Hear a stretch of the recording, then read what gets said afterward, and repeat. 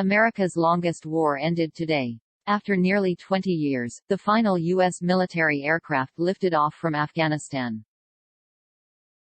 General Kenneth Mackenzie of the United States Marine Corps oversaw the war. Here was his announcement. General Kenneth Mackenzie, Jr., Monday, I am here to announce the completion of our withdrawal from Afghanistan and the end of the military mission to evacuate American citizens, third country nationals, and vulnerable Afghans. The last C-17 lifted off from Hamid Karzai International Airport on August 30, this afternoon at 3:29 p.m. East Coast time, and is clear from Afghan airspace, so we got everyone out, and we're done. A poignant moment. More than 4,000 Americans died in Afghanistan over 2 decades, including, last week, several enlisted Marines who were just infants when American troops first arrived there. Finally, after decades, it is done. But is it done? Just moments after announcing we'd left Afghanistan for good, General Mackenzie conceded that, actually, not all of us did leave. In fact, there are still Americans trapped in Afghanistan. The United States military left our people behind. General Kenneth Mackenzie, Jr., Monday, no American citizens came out on what we call the last joint tactical mission, last 5 jets to leave. We maintained the ability to bring them in up until the last minute before departure, but were not able to bring any Americans out. That activity ended about 12 hours before our exit. Although, we continue the outreach and continue to be prepared to bring them on until the very last minute, but none of them made it to the airport and were able to be accommodated. None of them made it to the airport. So that answers a lot of questions. In the past week, you may have wondered about this large but unknown number of Americans you keep reading about who are stuck for whatever reason in Afghanistan. Who are these people? Why are they still there? Maybe they don't want to leave, you may have concluded. Maybe we don't owe them anything. It would be nice to believe that, but now we can't. We've just learned from the commander of U.S. troops in the region that at least some of these people, our countrymen, our fellow Americans, really are trapped in a nation controlled by the Taliban. They tried to flee, but it was too chaotic and dangerous. As General Mackenzie put it, they couldn't get to the airport in time. So the U.S. military just left. Tough. Call us if you make it to Tampa. It's hard to believe Kenneth Mackenzie admitted this in public. The reporters in the briefing room seemed to think it was all perfectly normal, just another Pentagon briefing. But it's not normal, not in this country. It's appalling on every level. It's the definition of dishonorable. What's the point of having a military that doesn't bother to rescue its own citizens? Serious question. Why do we have an army, all those guns and helicopters and missile systems? Isn't the whole purpose to protect Americans? Apparently, there's another purpose, or at least that's the view of the man who oversees the military's central command. Those trapped Americans aren't our problem, General Mackenzie explained. Let the State Department deal with them. And with that, tanned and relaxed from his vacation in the Hamptons, garage band enthusiast and part-time Secretary of State Tony Blinken took the podium. Yes, Blinken confirmed, there are more than 100 Americans who've been abandoned in Afghanistan and are desperate to get out. No, we have no actual way to guarantee their safe passage, the military's gone. But no problem. The medieval theocracy that now runs the country has everything under control. The Taliban have given us their word American citizens in Afghanistan will be fine. And with that, Tony Blinken left the stage. He took no questions, nor did Joe Biden appear, then or at any other time today, to explain what's happening to these Americans or what's happening in Afghanistan. The President of the United States is missing again. Clearly, we're watching a pivot point in our history. The most obvious casualty, apart from 13 dead servicemen last week, is American power and prestige, both of which, in the span of just days, have been profoundly diminished. There will be huge consequences of this moment, both in the near term and through the generations going forward. But for now, it's worth wondering, who's taking responsibility for it? Who's paying for this disaster? Not so long ago, that would have been an easy question to answer: our leaders. Until recently, the people in charge understood that leadership comes with obligations, not just privileges. If you're going to make big decisions, you have to be willing to suffer if they go wrong. In the spring of 1912, Edward Smith ran his ship into an iceberg in the North Atlantic. As the ship went down, Smith didn't blame climate change for the disaster. He stood stoically in the wheelhouse and rowed the Titanic to the bottom of the ocean, and people applauded. No one thought that was strange. It was expected. He was in charge. He stayed until the end. Who's in charge of this, and more to the point, who's paying for it? Over time, an entire class of foreign policy experts and political leaders watched for 20 years as Afghanistan turned into a pointless mess in which Americans died and we were damaged beyond repair. As this happened, they said nothing. In fact, they lied about it repeatedly. Who are they? The name Liz Cheney comes to mind. But there are many like her. And then there are the people responsible for what has happened over the last couple of weeks, a pullout that couldn't have more ineptly managed if you'd scripted it: Joe Biden's and his many lieutenants, all incompetent, if not deranged. What's their punishment? How many have been fired or resigned, or even apologized? That's the best place to start always. To our knowledge, none. In fact, the only U.S. military leader to suffer so far for this disaster is a Marine Corps lieutenant colonel called Stu Skeller. Skeller didn't decide to abandon Bagram Air Base. The blood of the 13 service members who died last week is not on his hands. His crime was posting a video on social media. Stuart Skeller, Thursday: if an O5 battalion commander has the simplest live-fire EO complaint. Boom, fired. But we have a Secretary of Defense that testified to Congress in May that the Afghan National Security Force could withstand the Taliban advance.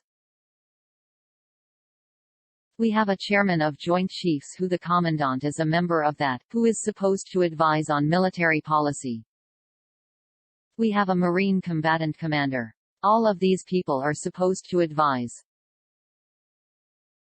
And I'm not saying we have to be in Afghanistan forever. But I am saying, did any of you throw your rank on the table and say, hey, it's a bad idea to evacuate Bagram Airfield, the strategic airbase, before we evacuate everyone? This is a disaster, that is obvious. That disaster is the result of a series of bad decisions made by people whose names we know. Have any of those people been punished, explained themselves, or apologized? That is the question Stu Skeller asked. And for asking it, the Pentagon relieved Stu Skeller of his command. On Sunday, Stu Skeller announced he was resigning from the Marine Corps, just 3 years from his retirement and the pension that comes with it. But he's leaving. Here's why. Stuart Skeller, Sunday: all I asked for was accountability of my senior leaders. When there are clear, obvious mistakes that were made, I'm not saying we can take back what has been done. All I asked for was accountability for people to comment on what I said and to say, yes, some mistakes were made. I think them accepting accountability would do more for service members and PTSD and struggling with purpose than any other transparent piece of paper or message. And I haven't received that. Thousands of Americans have died in Afghanistan. Tens of thousands, hundreds of thousands, were permanently damaged by the time they spent there over 20 years. The exit diminishes our country permanently. Who did that, and why haven't they apologized? It's a really simple question, and for asking it, Skeller was relieved of command. Instead of taking any form of responsibility for the disaster they've caused, the Biden administration is bewilderingly doing the opposite, bragging about what a great job it's done. Biden's flak has already announced that the White House doesn't plan to punish anyone at the Pentagon or at the intel agencies for what we are watching now. No one. White House press briefing, Friday. Reporter: does he believe he was given bad advice? And will he ask for any resignations of his generals, given the high cost of American and Afghan lives? Psaki: no to both of those questions. The Biden administration's position has always been the same in the face of all the evidence we are watching on television. They're telling you they did as well as they possibly could have done. Joe Biden first said that on August 19, prior to the bombing in Kabul. But as recently as today, the Pentagon's top spokesman said it again. The oily John Kirby explained that there was no possible way to predict that Afghanistan's president, Ashraf Ghani, would suddenly abandon the country to the Taliban. We could spend the rest of the show, the rest of the week, the rest of the year forensically going through each lie they are telling you and batting it down because these are the flimsiest lies. We're not going to do that, it would give everyone a headache. Let's just take a close look at this one. There was simply no way to predict the president of Afghanistan was going to fold and run away. To get a sense of how ludicrous that statement is, what a lie it is, consider what our government knew about Ashraf Ghani. According to the Washington Post, the Pentagon didn't even know that Ghani had fled Afghanistan until they saw it on television. They had no idea. Quote, U.S. officials were as surprised as anyone. The Americans had expected Ghani would stay for an orderly transition to an interim authority. But he did not inform most of the government's senior ranks, including his two vice presidents, about his departure, nor did Ghani contact the U.S. government, which was left to piece together the absent leaders movement from rumor and media reports. Our intelligence agencies received a combined $85 billion in last year alone in federal tax dollars. That's more money than Russia, Germany, and the UK all spend on their entire annual military budgets. And after all that money, our generals and our spies were confident Ashraf Ghani would stick around for an orderly transition. They say there was no way to predict otherwise. Meanwhile, no one, not the Pentagon, the CIA, or the State Department, could say where Ashraf Ghani was. They had no idea.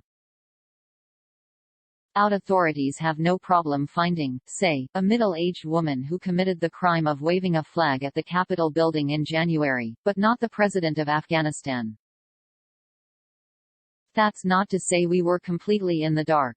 What our leaders did notice is that, before Kabul fell, it was evident that Ghani didn't care about doing his job, and not capable of doing it. This is the guy we installed effectively. As the Taliban began seizing key territories all over the country this summer, for example, Ghani was transfixed not by what was happening in Afghanistan, but by a new government salary payment system that was slated to roll out soon.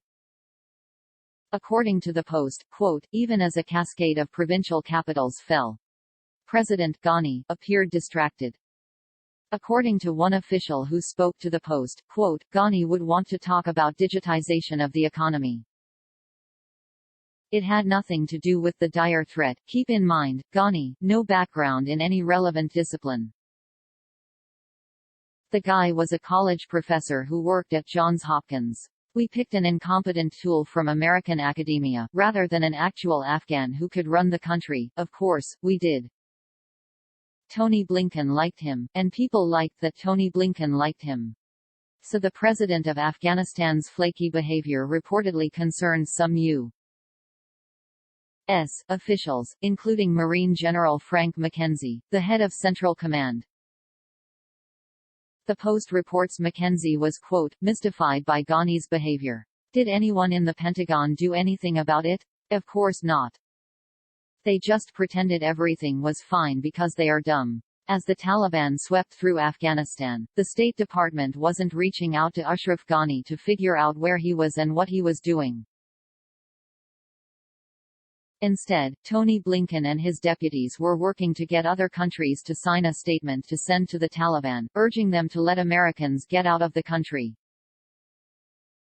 The statement was ultimately signed by military powerhouses like Haiti, Papua New Guinea, and the Democratic Republic of Congo. That's what the Secretary of State thinks is significant, getting Papua New Guinea and Haiti and Congo to sign a stupid document that means nothing. These are children, but still, none of our leaders are apologizing for any of this. They're not even acknowledging they screwed up. They're not having a moment of self-reflection about why they were on the phone with the government of Haiti as American citizens were trapped in Afghanistan run by our new friends the Taliban. They're never going to explain why they put the safety of thousands of American citizens in the hands of a president who didn't care enough to stick around. And of course, Ashraf Ghani isn't apologizing either. He was trained by the United States after all, he was educated at Columbia. He's taken the millions of dollars we've given him and fled, all the while claiming to be a hero who left his country to avoid more bloodshed, rather than what he really is, which is a coward. Meanwhile, his kids, who are Americans and who are living in million-dollar properties in Washington, D.C. and Brooklyn, are demanding this country to accept as many Afghan refugees as possible. His son, by the way, worked for Pete Buttigieg on the presidential campaign. That tells you everything. So to choose a president of Afghanistan, our brain-dead ruling class chose someone just like them. Of course, they did. Suddenly a lot of what we've seen over the past 20 years in Afghanistan, and in particular the past 4 months, makes a lot of sense. The experts in the State Department and the CIA took trillions of dollars to install people in Afghanistan who are as clueless as they are. Remember that it was in June that U.S. intelligence was predicting that Ashraf Ghani's government would remain intact for 6 months. As recently as this month, Mark Milley said he had no intelligence that the Taliban would take over Afghanistan quickly. General Mark Milley, August 18, there was nothing that I or anyone else saw that indicated a collapse of this army and this government in 11 days.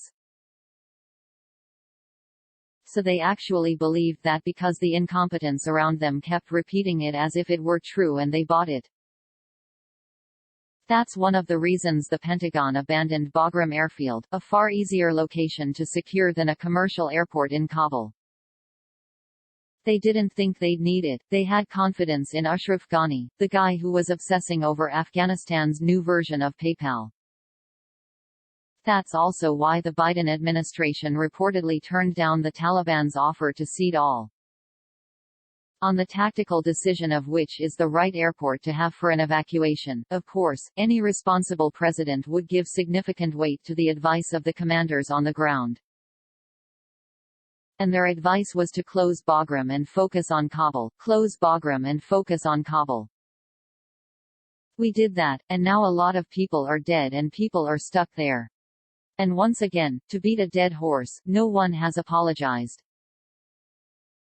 If one of your kids did something wrong, you wouldn't rest until that kid apologized. Contrition is an essential part of fixing a problem. It's not just practically important, it's spiritually important.